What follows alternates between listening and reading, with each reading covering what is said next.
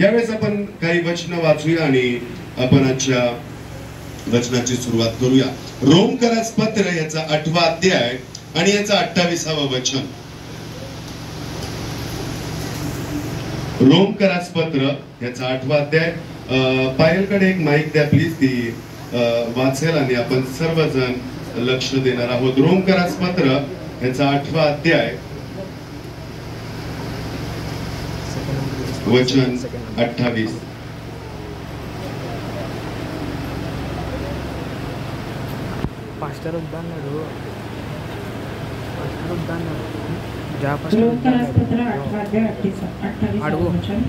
परंतु आपल्याला ठाऊक आहे की देवावर प्रीती करणाऱ्यांना म्हणजे त्याच्या संकल्पाप्रमाणे बोलवलेल्यांना देवाच्या करुणेने सर्व गोष्टी मिळवून कल्याणकारक होतात. ओके, पाहिलं पुन्हा एकदा जोरात आणि स्पष्ट वाच. परंतु आपल्याला ठाऊक आहे की देवावर प्रीती करणाऱ्यांना म्हणजे त्याच्या संकल्पाप्रमाणे बोलविलेल्यांना देवाच्या करुणेने सर्व गोष्टी मिळवून कल्याणकारक होतात. प्रभूचं वचन आपल्याला सांगत आहे देवाची प्रीती, देवाची उपस्थिती आणि देवाकडे पाहणं आणि देवाच्या सानिध्यामध्ये चालणं. जोपर्यंत मंडळी आम्ही गेल्या रविवारी पाहिलं की पेत्र हा प्रभू येशू ख्रिस्ताकडे पाहत होता. पेत्र कुणीतरी काढा, तू तिथेच राहा. सूर्यांना मत्तई 14:31 वाचली.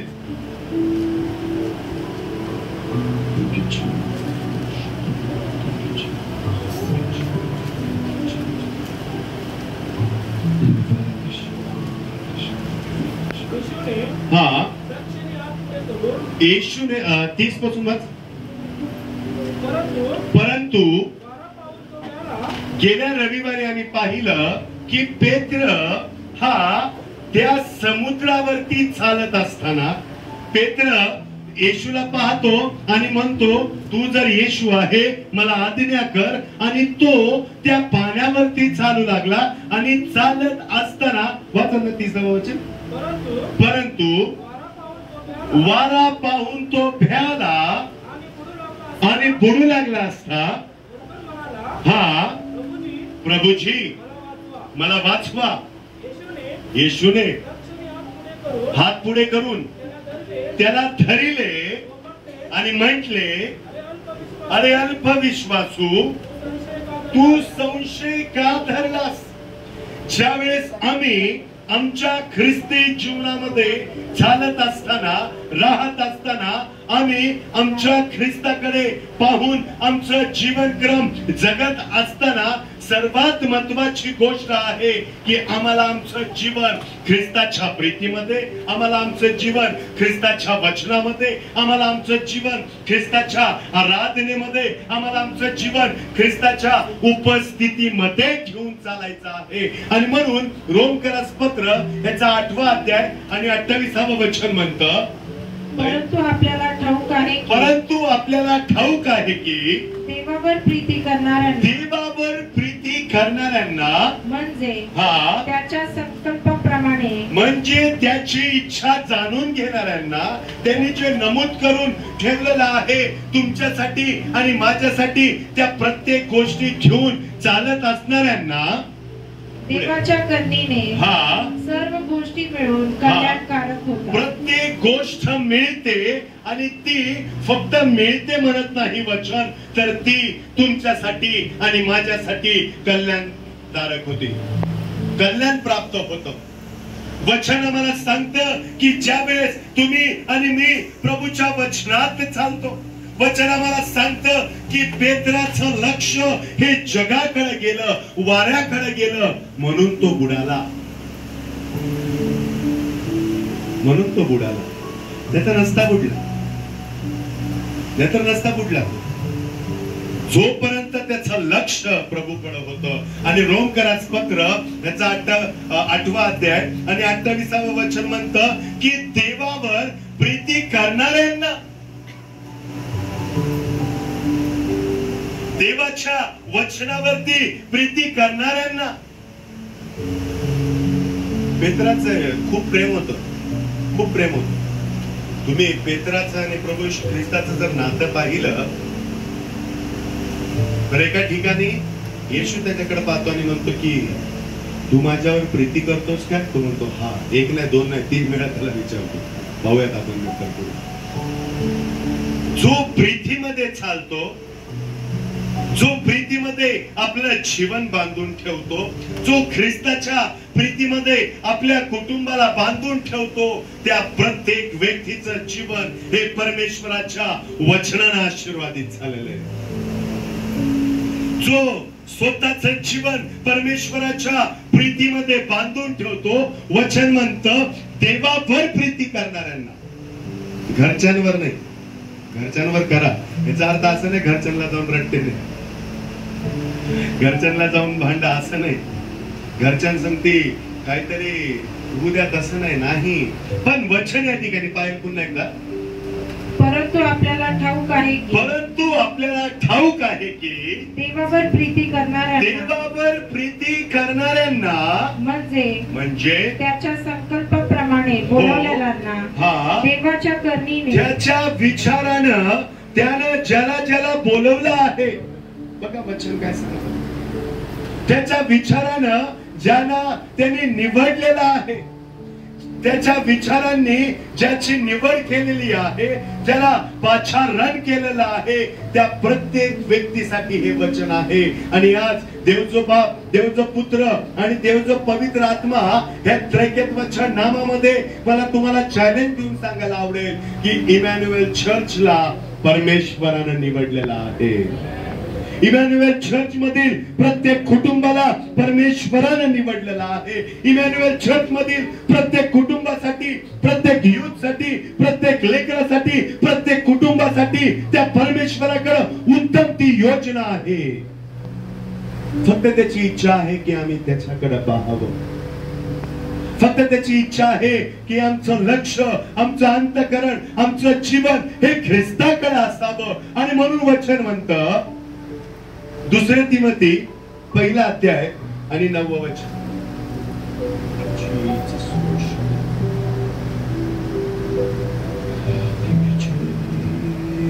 त्याने आमच्या कृत्याप्रमाणे नव्हे तर स्वतःच्या संकल्पाप्रमाणे व कृपेप्रमाणे आम्हाला तारले. वचन या ठिकाणी सांगत आहे की प्रभू येशू ख्रिस्तानं आमच्याकडे पाहून आमच्यावरती प्रीती केलेली नाही. जर आमच्याकडे पाहून प्रीती केली असती,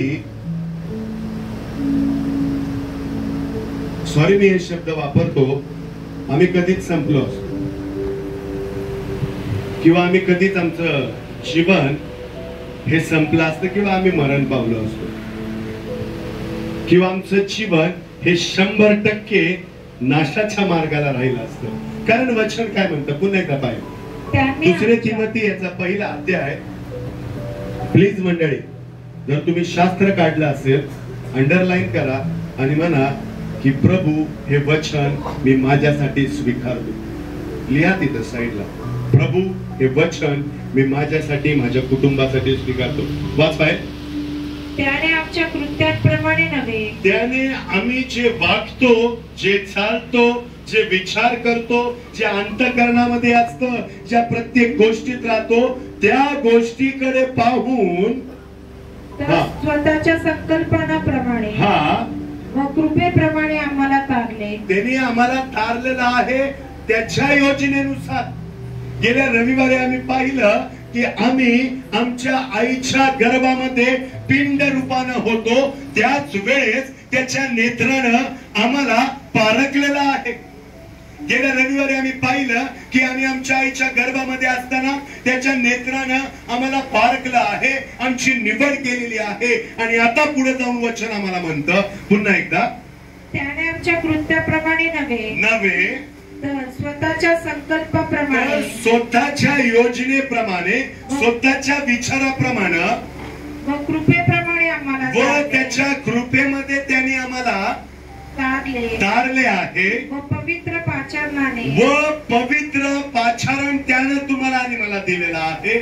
ही कृपा युगाच्या काळापूर्वी ख्रिस्त येशूच्या ठाई आपल्यावर करण्यात आली होती. ही कृपा, हे लक्ष, हे तारण, हे पाचारण आमचा जन्म होण्याच्या आधीच आमच्यासाठी लिहून ठेवलं की माझ्या या प्रिय लेकरानं हे करावं, माझ्या या प्रिय लेकरांच्या जीवनामध्ये हे आशीर्वाद असावे, माझ्या या प्रिय लेकरांच्या जीवनामध्ये हे सामर्थ्य असावं. आणि म्हणून वचन म्हणतं ही कृपा युगाच्या काळापूर्वी ख्रिस्त येशूच्या ठाई आपल्यावर करण्यात आलेली आहे. पवित्र शास्त्रातील प्रत्येक वचन, पवित्र शास्त्रातील प्रत्येक उदाहरण, पवित्र शास्त्रातील प्रत्येक दृष्टांत हा आम्हाला यासाठी दिलेला आहे किंवा सांगितला जातो की आमची वाढ त्या प्रभूमध्ये व्हावी, आमचं लक्ष त्या परमेश्वराकडे असावं, आमचं लक्ष ज्यानं आम्हाला पाचारण केलेलं आहे, ज्यानं आम्हाला तारण दिलेलं आहे त्या तारणाऱ्याकडे असावं. काय वाटतं तुम्हाला? पेत्राच्या गोष्टी पवित्र शास्त्रामध्ये आले,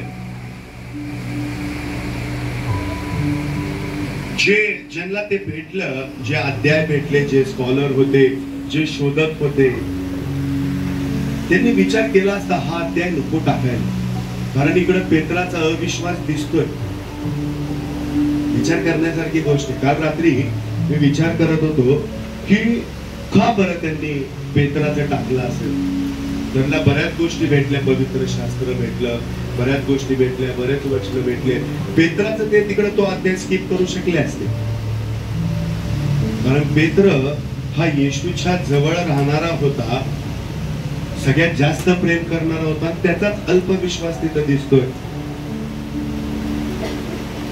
का तुमच्यासाठी आणि माझ्यासाठी प्रत्येक गोष्ट पवित्र शास्त्रातून शिकवली जाते, यासाठी की आमच्या विश्वासामध्ये वाढ व्हावी, आम्ही त्याच्याकडे पाहावं आणि ज्या गोष्टी आमच्यासाठी आमच्या ख्रिस्तानं युगाच्या काळापूर्वी त्या नमूद करून ठेवलेल्या आहेत, ज्या दिलेल्या आहेत, त्या प्रत्येक गोष्टी आम्ही घेऊन चालावं. आम्ही म्हणतो की प्रभू तो अब्रामाचा देव, इसकाचा देव, याकोबाचा देव आहे. तीच कृपा दृष्टी तो तुमच्यावरती करतो. जगिक गोष्टीकडे पाहून पेत्र सुद्धा समुद्रामध्ये बुडू लागला होता. विचार करा मंडळी की आज आपल्याला किती प्रभूच्या सानिध्यामध्ये राहण्याची गरज आहे. विचार करा मंडळी की आज आपल्याला किती प्रभूच्या आराधनेमध्ये राहण्याची गरज आहे. जो येशू संगती चालत होता त्याचा विश्वास कुठेतरी डगमगला. आज आपल्याला किती प्रभूच्या आत्म्यामध्ये, प्रभूच्या सामर्थ्यामध्ये, प्रभूच्या पाचारणामध्ये चालायचं आहे. कारण 9वं वचन आम्हाला म्हणतं, पुन्हा एकदा वाचूया आणि मग पुढे जाऊया. त्याने आमच्या कृत्यांप्रमाणे नव्हे तर स्वतःच्या संकल्पाप्रमाणे व कृपेप्रमाणे आम्हाला तारले व पवित्र पाचारणाने पाचारले आहे. पवित्र पाचारणाने पाचारलं आहे. ही कृपा युगाच्या काळापूर्वी, ही कृपा फक्त आमच्यावरती केली नाही तर युगाच्या काळापूर्वीच हे नमूद करून ठेवलं होतं की ह्या मंडळीसाठी मला हे करायचं आहे, या कुटुंबासाठी मला अशा रीतीचे आशीर्वाद आणायचे आहे, या मंडळीसाठी मला या वचनाची गरज आहे. आणि प्रत्येक गोष्ट प्रभू येशू ख्रिस्त ती करत आहे. योहानकृत शुभवर्तमान त्याचा 16वा अध्याय आणि 13वा वचन काय म्हणतं?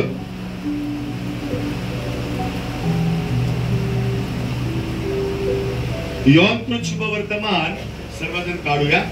पायल वाचेल, तुम्ही लक्ष द्या. पण तुम्ही तुमच्या पवित्र शास्त्रामध्ये अंडरलाईन करून ठेवू शकता किंवा तिथे तुम्हाला काही नोट्स द्यायच्यात तर तुम्ही नोट करू शकता. तर वचन काय म्हणतं? योहानकृत शुभ वर्तमान याचा 16वा अध्याय आणि 13व वचन पाहिजे. तरी तो सत्याचा आत्मा येईल, तरी तो सत्याचा आत्मा येईल, तेव्हा तो तुम्हाला मार्ग दाखवून, तेव्हा तो तुम्हाला मार्ग दाखवेल, सर्व सत्यात नेईल. हा सर्व सत्यात नेईल. कारण तो आपल्या हा स्वतःचे सांगणार नाही, तो आपल्या स्वतःच सांगणार नाही, तर जे काही ऐकेल जे काही ऐकेल तेच सांगेल, तेच तो सांगेल. आणि होणाऱ्या गोष्टी तुम्हाला आणि होणाऱ्या गोष्टी तुम्हाला कळवीन. कोणीतरी आमेन म्हणेल काय? वचन म्हणत आहे की तो सत्याचा आत्मा येईल, तो तुम्हाला सत्याचा मार्ग दाखवेल आणि जे काही तो सांगेल ते पित्याकडून असेल. जे काही तुमच्यापर्यंत येईल ते सिनियर पास्टर कडून, जॉय कडून नाही, ते पवित्र आत्म्याकडून परमेश्वराला मागून ते तुमच्यापर्यंत येणार आहे. आणि ज्यावेळेस सत्याचा मार्ग आमच्यापर्यंत येतो ना, त्यावेळेस सत्याचा मार्ग आम्हाला भेटतो, त्यावेळेस आम्ही प्रभूच्या मंदिरामध्ये एकमेकासाठी नाही, फक्त प्रभू येशू ख्रिस्तासाठी येतो. कुणीतरी आमेन म्हणेल काय? अरे जोरात म्हणा आमेन, आमेन. पुन्हा एकदा पाहिजे. तरी तो सत्याचा आत्मा येईल, तरी तो सत्याचा आत्मा येईल, तेव्हा तो तुम्हाला, तेव्हा तो म्हणा मला, म्हणा मला, म्हणा जोरात मला, पुढे.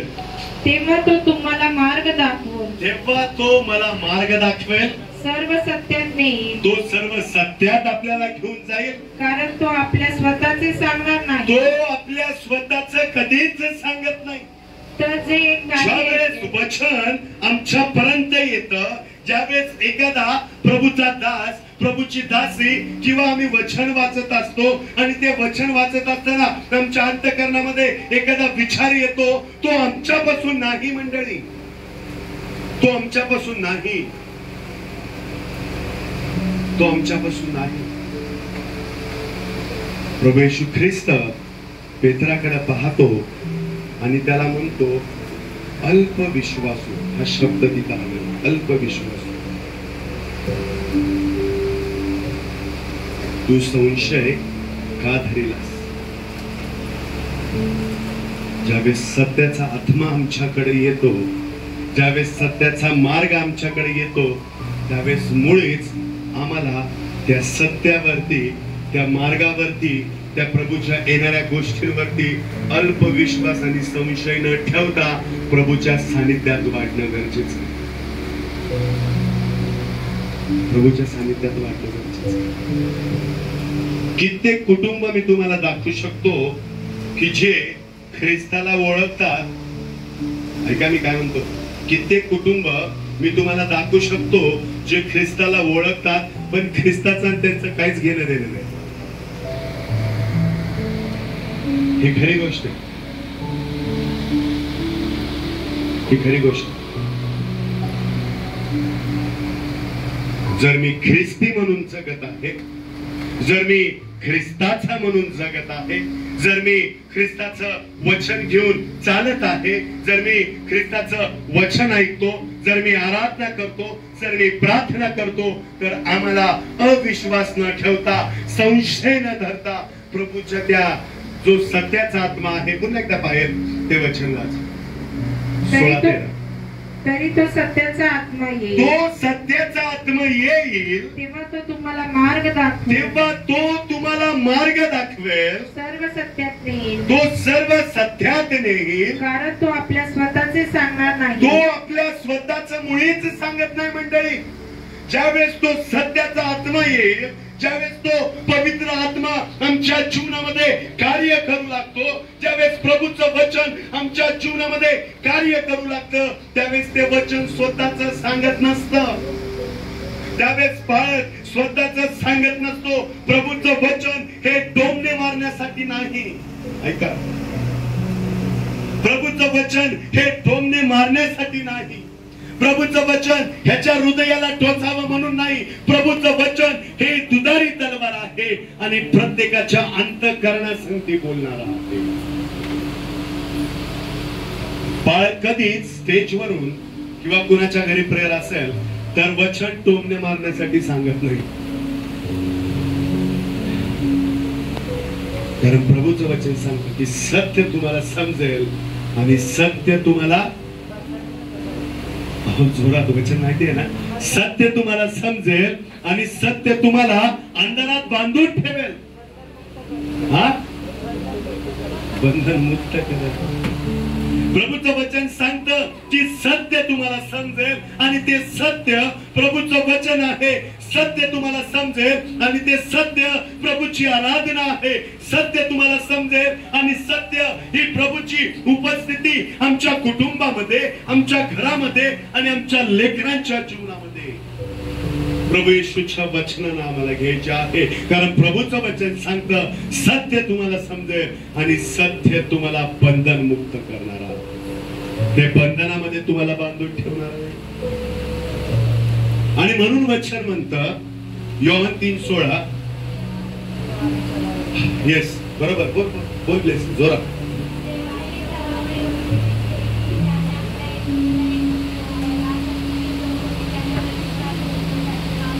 देवाने जगावर एवढी प्रीती केली की तुमचा आणि माझा नाश होऊ नये, आम्हाला सार्वकालिक जीवन प्राप्त व्हावं. हे पित्याचं प्रेम होतं.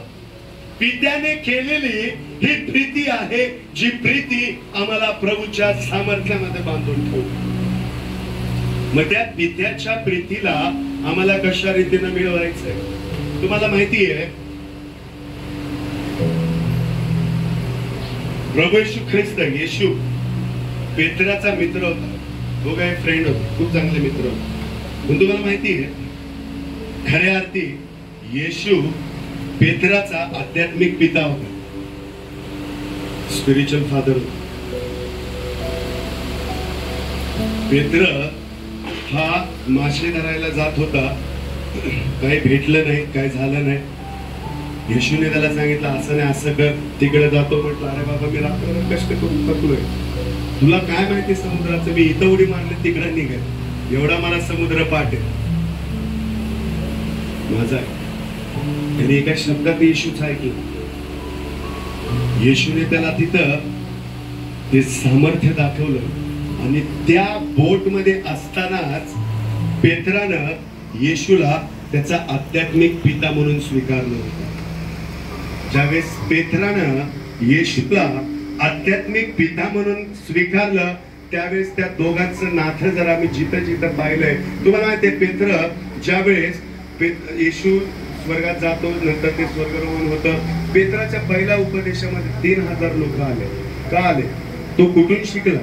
तो वचन कुठून शिकला? त्याच्या स्पिरिच्युअल फादर कडून, आध्यात्मिक पित्याकडून. आणि म्हणून पेत्राचं आणि येशूचं नातं आम्हाला पाहायला मिळतं. आणि म्हणून वचन म्हणतं देवाने जगावर, बोलूया सर्वजण जोरात जोरात जोरात, देवाने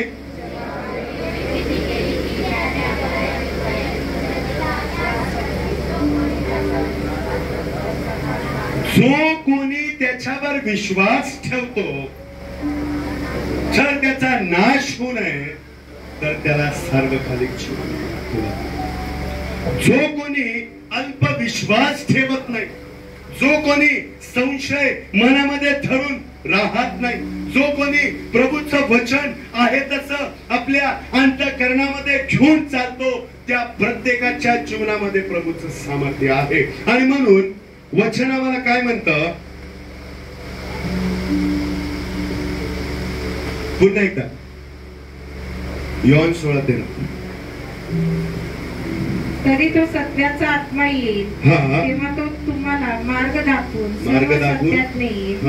कारण तो आपल्या स्वतःचे सांगणार नाही, तर जे काही ऐकेल तेच सांगेल. जे काही तो ऐकतो त्याच गोष्टी आमच्यापर्यंत येतात. ज्या काही गोष्टी आमच्या जीवनासाठी नमूद करून ठेवलेल्या आहेत त्याच आमच्या जीवनामध्ये येतात. आणि म्हणून तो आध्यात्मिक पिता प्रभू येशू ख्रिस्त पेत्राकडे पाहतो आणि त्याला हात देतो. तो आध्यात्मिक पिता म्हणजेच येशू पेत्राकडे पाहतो आणि त्याला म्हणतो, का तू अल्पविश्वास तू राहिलास, किंवा का तू अल्पविश्वास केलास, का तू संशय धरलास? तुला माहिती नाही का येशूने काय काय केलं? तुला माहिती नाही का याकोबाच्या परमेश्वरानं काय केलेलं आहे? तुला माहिती नाही का अब्रामाच्या परमेश्वरानं काय केलेलं आहे? आणि म्हणून ज्यावेळेस तो त्या पित्याकडे पाहतो, तो पिता त्याला हात देतो. आणि म्हणून एक वचन वाचूया आणि मग मी थांबणार आहे. काही वचनापर वाचणार आहोत. एक्सोडस निर्गम 20 आणि 12.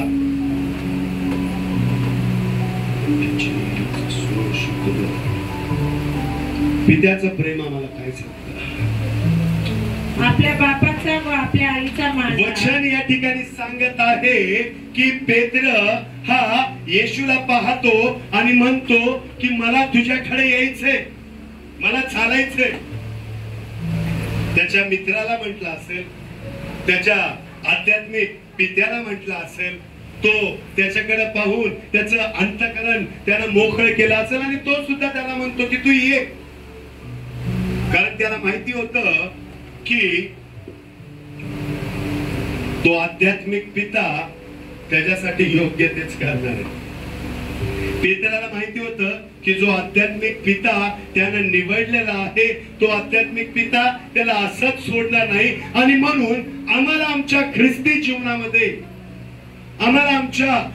जीवनामध्ये चालत असताना आम्हाला एक गोष्ट प्रामुख्याने करायची आहे, ती म्हणजे ही. थोडं वेगळीकडे मी तुम्हाला घेऊन जाते. येस, निर्गम 20:12. आपल्या बापाचा व आपल्या आईचा मान. वचन या ठिकाणी सांगत आहे आपल्या बापाचा व आपल्या आईचा मान राख. म्हणजे जो देश तुला देव परमेश्वर तुला देत आहे, त्यात तू चिरकाल राहशील, त्यामध्ये तू आशीर्वादित राहशील. ज्यावेळेस आम्ही आलेल्या शब्द, आलेली वाणी, आलेल्या प्रत्येक गोष्टींना आहे तसंच स्वीकारतो, त्यावेळेस वचन म्हणतं की जो देश तुझा देव परमेश्वर तुला देत आहे, त्यामध्ये तू जी गोष्ट प्रभूच्या वचनातून आमच्यापर्यंत आलेली आहे, जी गोष्ट प्रभूच्या आराधनेतून आमच्यापर्यंत आलेली आहे, जी गोष्ट प्रभूच्या प्रार्थनेतून आमच्यापर्यंत आलेली आहे. आणि म्हणून वचन म्हणतं की सत्याचा मार्ग तुम्हाला त्यानं दाखवलेला आहे, सत्याच्या गोष्टी त्यानं तुम्हाला सांगितलेल्या आहे. आता पुढे जाऊन नेक्स्ट स्टेप तो सांगतोय की आम्हाला जर आम्ही या जगामध्ये राहत आहोत ना, आम्हाला काय करायचंय? आपल्या बापाचा आपल्या आईचा मान राख. म्हणजे जो देश तुझा देव परमेश्वर तुला देत आहे, त्यामध्ये तू आशीर्वादित राहशील. जर तू रिस्पेक्ट करशील, जर तू आलेला प्रत्येक शब्द स्वीकारशील तरच, जर तू प्रभूच्या सानिध्यामध्ये राहशील तरच, जर तू संशय न धरता राहशील तरच, जर तू अल्पविश्वासू तुझं जीवन जगणार नाही तरच, तुझं लक्ष जगाकडे जाऊ देऊ नको तरच, तुझं लक्ष जगातील विचारांकडे जाऊ देऊ नको तरच. आणि सर्वात महत्वाची गोष्ट सांगितलेली आहे, आपला बाप व आपली आई यांचा मान राख.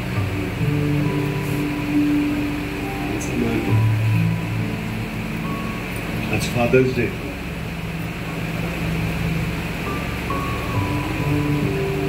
कित्येकाचे फादर्स असतील, कित्येकाचे फादर नसतील.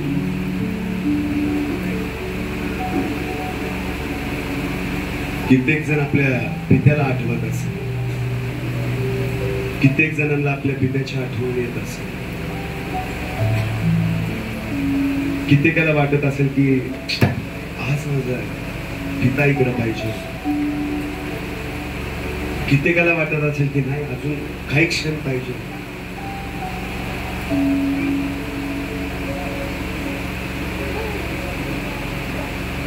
तुम्हाला माहिती आहे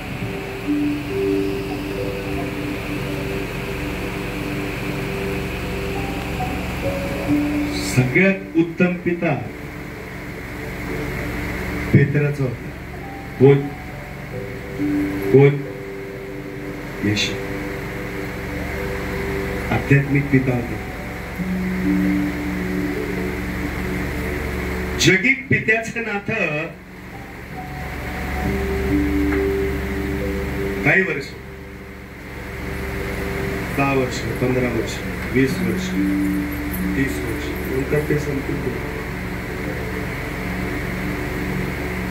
पण ज्या वेळेस तुम्ही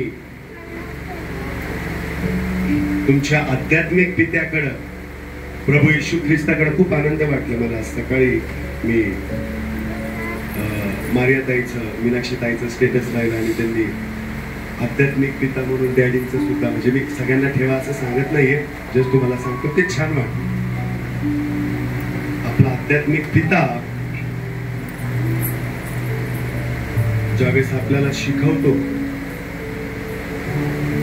आपल्यामध्ये पेरणी करतो, त्यावेळेस आमचं जीवन एका वेगळ्या मार्गाला चालतं.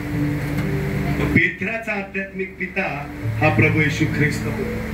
पेत्र प्रभू येशू ख्रिस्ताची प्रत्येक गोष्ट ऐकायचा, त्यामुळं त्याच्या जीवनामध्ये लगेच त्याच्यासाठी हात आला. जर तो रग्गीरवाणी वागला असता ना, त्याच्यासाठी हात आला नसता. लगेच तो त्याच्या जवळ गेला, त्याला हात दिला. आणि म्हणून आम्हाला देखील आमच्या आध्यात्मिक जीवनामध्ये चालत असताना, राहत असताना प्रामुख्याने या वचनाकडे लक्ष द्यायचंय. पुन्हा एकदा बाहेर. आपल्या बापाचा व आपल्या आईचा मान राख, म्हणजे जो देश तुझा देव परमेश्वर तुला देत आहे, जो देश तुझा देव परमेश्वर तुला देत आहे, त्यात तू चिरकाळ राहशील, त्यामध्ये तू आशीर्वादित राहशील. जो देश तुझा देव परमेश्वर तुला देत आहे. का देते? कारण तू तुझ्या पित्याची आज्ञा पाळत आहे. का देते? कारण तू तुझ्या आईची आज्ञा पाळत आहे. का देते? कारण तू तुझ्या पित्याच्या आणि तुझ्या आईच्या आज्ञेमध्ये चालत आहे. आणि पुढे जाऊन वचन म्हणतं, स्तोत्र संहिता 103 आणि 13 वचन कोणीतरी अपाय तुझं. स्तोत्र संहिता 103:13. जसा बाप आपल्या मुलांवर ममता करतो, जसा बाप आपल्या मुलावर ममता करीतो, तसा परमेश्वर आपले भय धरणाऱ्यांवर ममता करतो. जसा परमेश्वर आपले भय धरणाऱ्यावरती ममता करीतो. प्रभूचं वचन सांगत, जगिक बाप जसा आपल्या लेकरांवरती ममता करतो, प्रेम करतो, तुम्हाला माहितीये त्याच्यापेक्षा जास्त पटीने तो परमेश्वर आमच्यावरती प्रेम करत आहे. त्याच्यापेक्षा जास्त त्या परमेश्वराचं लक्ष आमच्या प्रत्येकाच्या जीवनाकडे आहे. त्याच्यापेक्षा जास्त त्या परमेश्वराची नजर त्याच्या प्रत्येक कुटुंबावरती आहे. आणि प्रत्येक कुटुंबाकडे पाहून तो म्हणतो, कुणाच्या कुटुंबात काय चालू आहे, प्रत्येकाच्या कुटुंबाकडे त्याचं लक्ष, प्रत्येकाच्या वैयक्तिक जीवनाकडे त्याचं लक्ष. आमचं चालणं, आमचं बोलणं, आमचं प्रभूमध्ये राहणं, आमचं प्रभूच्या वचनामध्ये राहणं, आमचं प्रभूच्या आराधनेमध्ये राहणं, त्या प्रत्येक गोष्टीकडे त्याचं लक्ष आहे. आणि म्हणून वचन म्हणतं की सत्य आम्हाला समजेल आणि सत्य आम्हाला बंधनमुक्त करेल. जोपर्यंत सत्य आम्हाला समजणार नाही, जोपर्यंत परमेश्वराच्या वचनाकडे आम्ही आहे तसं लक्ष देणार नाही मंडळी, जोपर्यंत प्रभूच्या सानिध्यामध्ये आम्ही अश्रुपूर्ण नेत्राने येणार नाही. शुक्रवारी खूप छान उपदेश केला पास्टर जॉन दिनकर यांनी. प्रभूच्या सानिध्यामध्ये येऊन रडलं. प्रभूच्या सानिध्यामध्ये येऊया. प्रार्थना करू की प्रभू, जर कुठेतरी माझा अल्प विश्वास असेल, कुठेतरी प्रभू मी संशय धरत असेल, मला माफ कर. कुठेतरी माझं जीवन त्या संशयामध्ये चालत असेल, माझ्या प्रार्थनेचं उत्तर मिळेल का? वचन माझ्या जीवनात कार्य करेल का?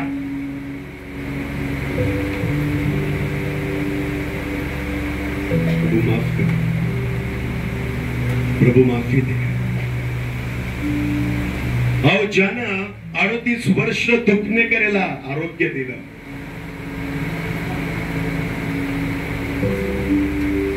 ज्यानं समुद्रावरती चालायला सांगितलं, ज्याच्या वस्त्राला स्पर्श करून आरोग्य प्राप्त होतं, तो आमच्या जीवनात कार्य करणार नाही का? तो आमचं जीवन आशीर्वादित करणार नाही का?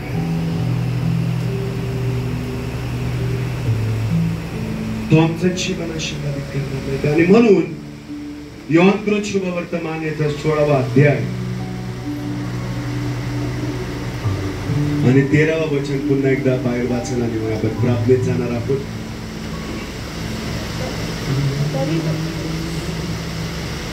तरी तो सत्याचा आत्मा येईल, तरी तो सत्याचा आत्मा येईल, तेव्हा तो तुम्हाला मार्ग दाखवून, तेव्हा तो तुम्हाला मार्ग दाखवून सर्व सत्यात नेईल, सर्व सत्यात नेईल. कारण तो आपल्या स्वतःचे सांगणार नाही, तो आपल्या स्वतःच सांगणार नाही, जे काही ऐकेल तेच सांगेल, जे काही ऐकेल तेच सांगेल, आणि होणाऱ्या गोष्टी तुम्हाला कळवतील, आणि होणाऱ्या गोष्टी तुम्हाला कळवतील.